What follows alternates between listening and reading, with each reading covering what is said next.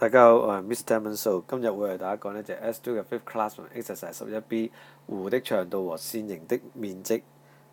例二，在圖中，弧 AB 為圓上的一段弧，該圓的半徑為15，圓嘅半徑15。若弧長 AB 等於61π/6，求 θ， 求呢隻角喎。好啦，咁成條題目我哋最重要嗰句説話係邊句呢？冇錯啦，就係弧長等於61π/6呢句説話，咁就寫低佢先啦。咁寫低咗之後呢，我哋就要問啦，到底我哋下一句有啲咩可以換走佢呢？呢一個嘅份數梗係換唔走啦。咁但係個弧長可以換走喎，弧 AB 可以換翻嗰個嘅公式落去，就係2πr乘以 θ/360度喎。OK， 咁本書好得意嘅，本書咧就中意咧就寫咗個 θ 嗰個份數喺前邊先嘅，不過唔緊要啦，乘數有交換性質啊嘛。至於點解係15呢？因為咧 2πr 嘅 r 咧半徑咧就係15。咁下一步咧我就將2π乘15咧就乘咗做30π啦。跟住之後咧我咧就會將360度乘過對面先啊。OK， 除嘅過對面就係乘，咁如果係乘就轉翻過對面就係除咯。OK。咁除30π咁穩陣啲就括鬼住佢啦。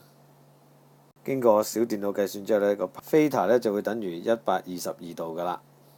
OK， 咁我都講咗一段時間啦，咁到你做即時練習二啦，請你 pause 畫面做即時練習二，做完之後我哋翻嚟一齊對答案啦。好多謝大家嘅參與啦，即時練習二在圖中，弧 PR 為圓上的一段弧，該圓的半徑為14cm， 若PR 等於65cm， 求 θ。咁第一句最重要呢，就係講咗嗰個嘅弧長啦，就會係等於65cm啦。咁下一句咩呢？下一句換咗個公式落去咯。咁我哋知道啦，弧長就係部分嘅圓周啊嘛，係咪？咁今次個 R 幾多 ？R 係14，咪寫翻14咯。好，至於嗰個份數仲記唔記得點啊？我哋會將個圓形分咗幾多部分啊？做360份咯。OK， 咁我哋今次有幾多份呢？唔知喎，今次有 θ 咁多份。好，做慢一步啦。咁我哋呢就將2π14呢就乘晒呢就係28π啦，跟住除過對面。下一步都唔好急喎，我哋呢就將360乘過去，但係呢個份數就唔好喐落橫掂，一陣間要撳計數嘅，一次過處理咗佢啦。咁我唯一擔心呢，你唔識撳計數機嘅啫，因為呢over 65 over 28π呢，好多同學呢漏咗括號之後呢，就會成為咗65 over 28再乘派嘅，咁呢度要小心啲啦。所以我哋成日話計數機要撳完計數機，我哋要 check 數啦。咁最尾計出嚟當然係266度啦。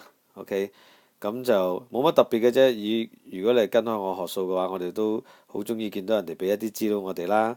跟住我哋換翻適當公式啦。今次呢，我哋只係換翻弧長嗰條公式嘅啫。咁好多謝大家啦，拜拜。